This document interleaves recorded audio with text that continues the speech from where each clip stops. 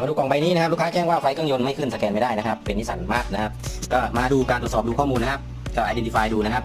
ก็จะไม่สามารถหาข้อมูลกล่องได้เลยนะครับก็เดี๋ยวมาซ่อมให้นะครับใบนี้นะครับหลังจากซ่อมเสร็จแล้วนะครับมาดูนะครับว่าจะสื่อสารข้อมูลกล่องได้หรือเปล่านะครับ